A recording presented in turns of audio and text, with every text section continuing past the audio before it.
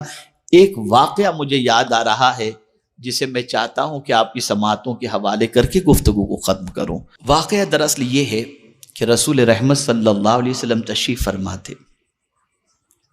دیکھیے اللہ والوں کی فکر میں آپ کو بتا رہا ہوں، اللہ والوں کی فکر سب سے بڑی یہ رہی کہ وہ ہمیشہ غریبوں کے ساتھ رہنا پسند کرتے ہیں۔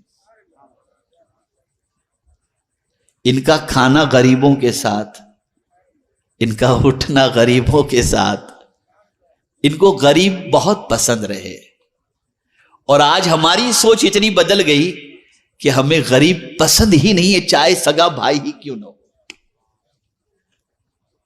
میں تھوڑی سی سوچ درست کر دوں۔ رسول رحمت صلی اللہ علیہ وسلم تشریف فرما تھے، ایک غریب صحابی تشریف لائے، ایک دم غریب۔ آقا کریم صلی اللہ علیہ وسلم ان سے گفتگو فرما رہے تھے، اتنے میں حضرت جبریل امین علیہ الصلاۃ والتسلیم تشریف لائے۔ سرکار، یہ جو آپ کے ساتھ غریب بندہ بیٹھا ہوا ہے نا، اس کی زندگی کل دوپہر تک کی ہے، کل دوپہر کو یہ اس دنیا سے کچھ کر جائے گا، دوپہر تک اس کی زندگی ہے۔ اب رسول رحمت صلی اللہ علیہ وسلم نے جبریل امین کی بات سنی تو فوراً سرکار صلی اللہ علیہ وسلم نے چاہا کہ اب اس کی عمر کل دوپہر تک کی ہے تو چلو کیوں نہ اس سے پوچھ لیا جائے، اس کے کوئی ارمان ہو تو پورے کر دیے جائیں۔ سرکار نے فرمایا، میرے صحابی، میرے غلام، کوئی تیری تمنا ہو تو بتا، کوئی حسرت ہو تو بتا۔ اسے یہ نہیں کہا سرکار نے کہ کل دوپہر تک تیری زندگی ہے، لیکن حضور نے فرمایا تیرے کوئی ارمان ہو تو بتا۔ عرض کرتا ہے حضور، دو ارمان ہیں، زندگی میں کبھی میٹھا کھایا ہی نہیں تو مجھے میٹھا نصیب ہو جائے، اور لوگوں کو شادی شدہ دیکھتا ہوں تو دل میں ارمان پیدا ہوتے، کاش میری بھی شادی ہو گئی ہوتی، لیکن میں اتنا غریب ہوں، کوئی لڑکی مجھے دے گا نہیں۔ سرکار نے فرمایا فکر نہ کر۔ صحابہ کو بلایا سرکار نے، کسی سے کہا میٹھے کا انتظام کرو۔ ایک صحابی کو بلایا، تیری لڑکی کا رشتہ میں نے ان کے ساتھ کر دیا ہے، تیاری میں لگ جاؤ۔ یہ سارا اہتمام سرکار صلی اللہ علیہ وسلم نے کیا، نکاح بھی ہو گیا، سب کچھ ہو گیا، میٹھے کا بھی انتظام ہو گیا۔ اب دوسرے دن دوپہر کے وقت حضور صلی اللہ علیہ وسلم نے سب گھر کا بھی انتظام کر دیا، سرکار نے، سب کچھ ہو گیا، وہ چلا بھی گیا، شادی بھی ہو گئی، بیوی کے ساتھ آرام سے وہ صحابی ہیں۔ دوپہر کے وقت حضور صلی اللہ علیہ وسلم نے اپنے ایک صحابی سے فرمایا، ذرا جا کے اس گھر میں دیکھ، کوئی آواز تو رونے کی نہیں آ رہی ہے۔ وہ گئے، وہ صحابی ظہر سے لے کر عصر تک اس کے گھر کے ان کے گھر کے قریب چکر لگانے لگے، کوئی آواز نہیں، کوئی رونے دھونے کی آواز نہیں۔ آئے حضور کے پاس، سرکار وہاں تو کوئی رونے دھونے کی آواز تو ہے نہیں، سب بالکل ٹھیک ٹھاک معاملہ ہے۔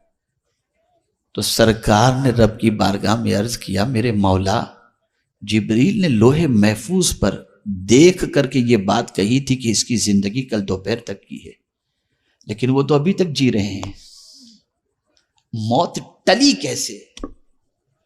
موت ٹلی کیسے؟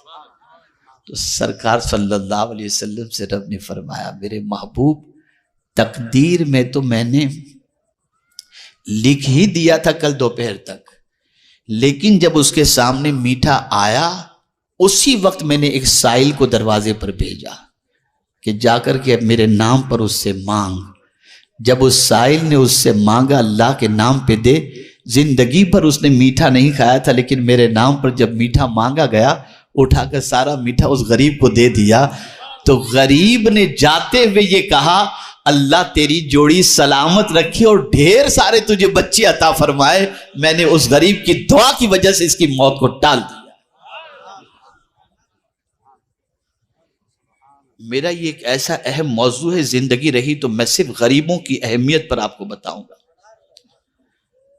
اس لیے کہ ہماری سوچ پوری الٹی ہو گئی۔ نہ غریب کے ساتھ بیٹھنا اچھا لگتا ہے، نہ غریب کے ساتھ ملنا اچھا لگتا ہے، نہ غریب کے ساتھ کھانا اچھا لگتا ہے، نہ غریب کے ساتھ مصافحہ اچھا لگتا ہے، نہ غریب کی دعوت اچھی لگتی ہے۔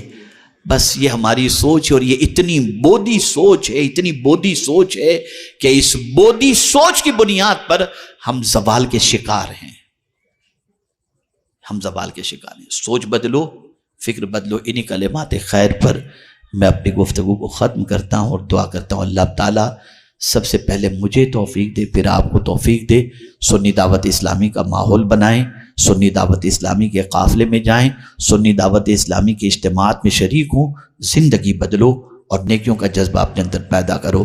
وَمَا عَلَيْنَا إِلَّا الْبَلَاغُ الْمُبِينُ۔